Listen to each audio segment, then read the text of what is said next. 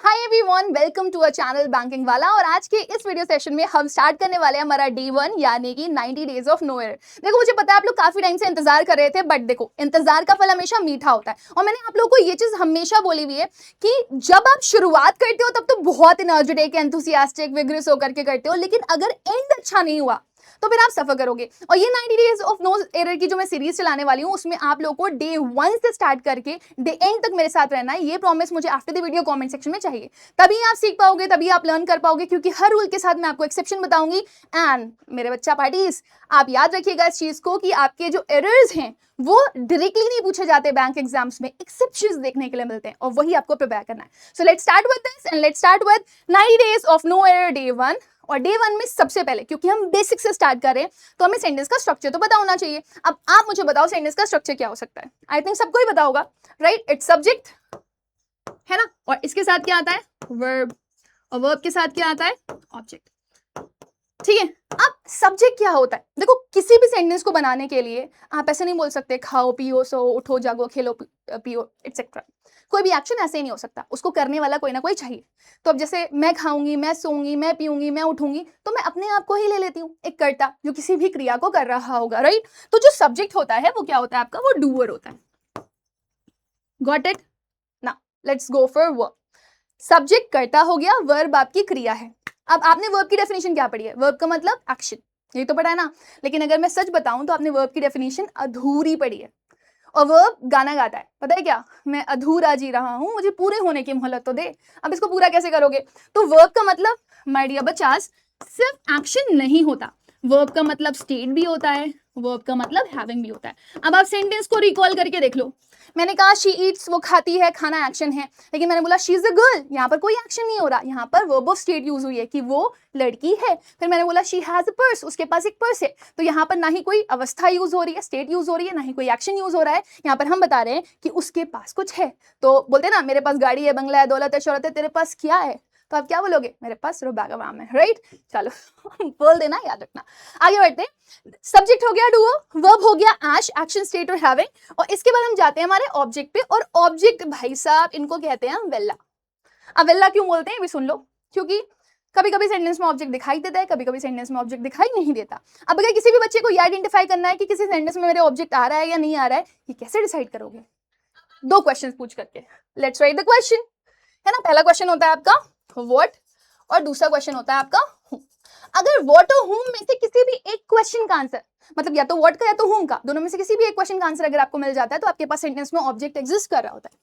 सो अगर एक क्वेश्चन का आंसर मिल गया तो आपका ऑब्जेक्ट है, अगर एक का भी नहीं मिला तो आपके पास ऑब्जेक्ट नहीं है।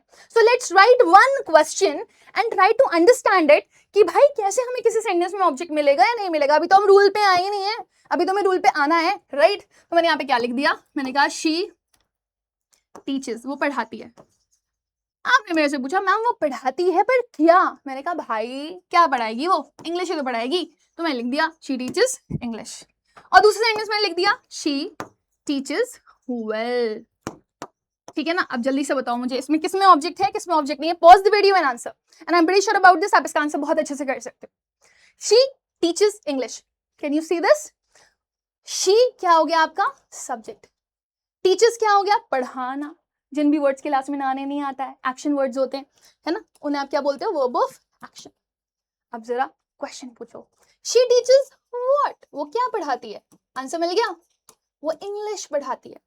अब आंसर मिल गया, तो यानी कि आपके पास ऑब्जेक्ट एग्जिस्ट कर रहा है। यस और नो? Yes. Now look at this sentence, she teachers well. अगर मैं पूछूं वो क्या पढ़ाती है, तो आप क्या बोलोगे? वो कुएं को पढ़ाती है, कुआं पढ़ाती है। मैंने कहा शी टीचर्स हूम, तो जब कोई नहीं आता क्लास में तो वो कुएं में झांक करके कुएं को पढ़ाती रहती है? नहीं, बिल्कुल भी नहीं। तो इस सेंटेंस में ना मुझे व्हाट का आंसर मिला, ना मुझे हुम का आंसर मिला, मुझे आंसर किसका मिल रहा है? वो कैसा पढ़ाती है। चलो बताओ, अभी तक आपने मैम से पढ़ा तो आपको कैसा लगा? मैम ने कैसा पढ़ाया? तो बोलोगे मैम हाँ पहली क्लास है, ठीक ठाक ही पढ़ाया आपने। लेकिन जैसे जैसे आगे बढ़ोगे तो आपको लगेगा wow this was amazing, right? तो शी टीचर्स वेल, वो कैसा पढ़ाती है? वो अच्छा पढ़ाती है। लेकिन मुझे आंसर किसका चाहिए? वाटर हुम का। मुझे आंसर किसका मिल रहा है? हाउ का। चाहिए ही नहीं भाई, वाटर हुम का आंसर नहीं मिल रहा है, तो हमारे पास सेंटेंस में ऑब्जेक्ट नहीं है। बोलो क्लियर है ये? तो ऑब्जेक्ट वेल्ला कैसे हुआ, समझ में आया? कभी कभी सेंटेंस में ऑब्जेक्ट आता है, कभी कभी नहीं आता। तो जब मर्जी होगी आ जाएगा, जब मर्जी होगी नहीं आएगा, राइट। अब हम आते हैं हमारे रूल पे, जो कि हमारा फर्स्ट रूल होने वाला है। ये तो सेंटेंस का बेसिक स्ट्रक्चर हो गया कि सब्जेक्ट, वर्ब और ऑब्जेक्ट में सब्जेक्ट क्या है, वर्ब क्या है और ऑब्जेक्ट क्या है। But what is the rule? Let's move. सबसे पहला रूल, इसको लिख लेना अपनी कॉपी में, गोल्डन रूल है भाई।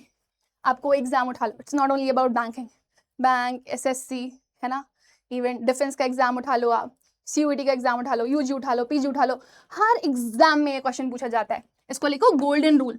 ये सीख लिया ना बॉस, सब सीख लिया। क्या है रूल? रूल इज कि अगर आपके पास सेंटेंस में सब्जेक्ट दिया गया है और सब्जेक्ट आपका सिंगुलर है, तो आपकी वर्ब भी हमेशा कैसी आएगी? Singular, right. और अगर आपके पास सेंटेंस में सब्जेक्ट प्लूरल दिया गया है, तो वर्ब भी कैसी आएगी? प्लूरल। Got it? अब आप ये समझो सब्जेक्ट क्या होता है। जिन भी बच्चों को नहीं पता मैं बता दूं, सब्जेक्ट की सिर्फ दो कंडीशंस होती हैं, या तो सब्जेक्ट नाउन होता है किसी का नाम, या तो सब्जेक्ट क्या होता है? प्रोनाउन। अब सिंगुलर प्लूरल तो आप लोग जानते होंगे, ट्री सिंगुलर है, ट्रीज प्लूरल है, पर्सन सिंगुलर है, पीपल प्लूरल है ना। अगर मैंने बोल दिया ही, शी, इट सिंगुलर है, लेकिन अगर मैंने बोल दिया दे, वी, ये क्या है? प्लूरल है। समझ में आ रहा है ना? तो सब्जेक्ट का प्लूरल होगा, ये आपने बचपन से पढ़ करके रखा हुआ है। बट वर्ब का प्लूरल होगी, that's a call. Verb singular plural दोनों होती है। वर्ब सिंगुलर होगी और वर्ब प्लूरल होगी तो कंडीशन क्या लेगी? वर्ब सिंगुलर होगी तो एस और एस लेगी, और वर्ब प्लूरल होगी तो एस और एस नहीं लेगी। ये गोल्डन रूल है। समझ में आ रहा है ना? तो अब छोटे से सेंटेंस से समझने की कोशिश करते हैं कि हमारा एग्जाम कैसे क्वेश्चंस बनाता है। मैंने यहाँ पे लिख दिया ही और यहाँ पे मैंने लिख दिया दे। ठीक। अब ही के साथ आपको लगाना है कुछ टीच या टीचर्स में से। आप मुझे बताओ कमेंट सेक्शन में आंसर क्या लगाओगे। दूसरा मैं लिख दिया दे टीच और दे टीचर्स। आप बताओ उसमें क्या लगाओगे। नोटिस करना बेटा, बहुत इंपॉर्टेंट है। ही आपका क्या है? सब्जेक्ट, और ये सब्जेक्ट कैसा है? सिंगुलर। दे क्या है? दे भी आपका सब्जेक्ट है, और ये सब्जेक्ट कैसा है ना। अब subject singular, verb singular, subject plural, verb plural, याद रखिएगा। तो सब्जेक्ट सिंगुलर है, वर्ब सिंगुलर आएगी, वर्ब सिंगुलर आएगी, एस और एस आएगा। तो अगर मैं बोलूं इज और आर में प्लूरल क्या, तो आप बोलोगे मैम आर, क्योंकि एस और एस नहीं आ रहा है। मैंने बोला हैज और हैव में प्लूरल क्या, तो आप बोलोगे मैम हैव, क्योंकि एस और एस नहीं आ रहा है। मैंने कहा वॉज और वर में प्लूरल क्या, तो आप बोलोगे मैम वर, क्योंकि एस और एस नहीं आ रहा है। क्यों? क्योंकि जिस भी वर्ब में एस और एस आता है वो सिंगुलर होती है। अच्छा बताओ डू और डज में सिंगुलर क्या, तो क्या बताओगे? Does, right. तो अब आप बताओ टीच और टीचर्स में सिंगुलर क्या होगा? टीचर्स, क्योंकि एस और एस आ रहा है। तो क्योंकि सब्जेक्ट सिंगुलर है तो मुझे वर्ब सिंगुलर चाहिए, और वर्ब सिंगुलर होगी तो वो एस और एस लेगी, तो आंसर क्या आ जाएगा? टीचर्स। इधर आ जाओ। दे सब्जेक्ट प्लूरल है, वर्ब प्लूरल आएगी, वर्ब प्लूरल आएगी तो एस और एस नहीं लेगी। तो जब एस और एस नहीं लेगी तो मेरे पास क्या आएगा? बोलो, क्लियर है सबको? तो ये छोटा सा रूल है, बेसिक सा रूल है, बट इसी रूल के बड़े बड़े क्वेश्चंस आपके एग्जाम्स में देखने के लिए मिल जाते हैं। तो जरा मैं एक सेंटेंस लिख रही हूँ, मुझे आप कमेंट सेक्शन में बताइएगा कि इसका आंसर क्या होगा, या इसमें कौन से पार्ट में करेक्शन करने की रिक्वायरमेंट पड़ेगी। और अगर आपको ये रूल्स अच्छे लग रहे हो तो मुझे कमेंट सेक्शन में ये जरूर लिख देना, मैम दिल मांगे more, right. So the sentence is, मैंने कहा शी वॉच द बॉय, ठीक है, every day who goes to school in the morning।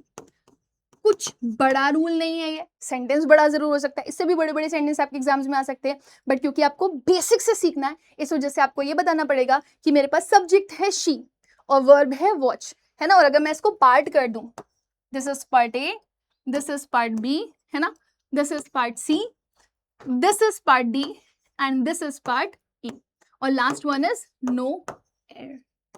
तो आप मुझे बताइएगा ए से लेकर के ई तक में कौन से पार्ट में एरर है, राइट। और साथ साथ में आप मुझे ये भी बताएंगे कि अगर कोई भी एरर नहीं है तो एंड में क्या आएगा। सो इसी के साथ मैं सेशन को एंड करती हूँ। मिलते हैं 90 days of no error day 2 के साथ। तब तक के लिए bye bye, God bless you, sayonara.